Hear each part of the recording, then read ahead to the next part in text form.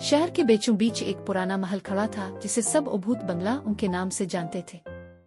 लोग उसके सिया माजी और अजीब व गरीब वाकयात की सरगोशियां करते थे जिन्होंने इसके रिहायशियों को वहां से भगा दिया था। कभी शाहकार रहने वाला ये महल अब खौफ और पुरअसरारियत की चादर में लिपटा हुआ था।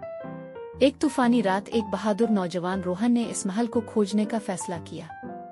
जैसे ही वो अंदर दाखिल हुआ, दरवाजे चरचराने लगे और बल्ब की रोशनी टिमटिमाने लगी, जिससे रोहन को अपने फैसले पर शक हुआ। अचानक इसे सरगोशियां और कदमों की चाप सुनाई दी। भूतनुमा शक्लें नमूदार हुईं, जिनकी आंखों में दुख और उदासी नुमायां थी। रोहन ने महल की दर्दनाक तारीख जान ली। एक खानदान लालच और धोखे की वजह से बर्बाद हो गया था।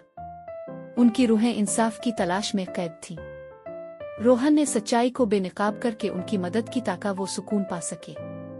जब उन रूहों को चैन मिला तो महल पर छाया हुआ नहुसत का साया हिट गया। भूत बंगला दोबारा अपनी शान और शौकत में लूट आया। तब से वो महल सच्चाई और नजात की ताकत की अलामत बन गया।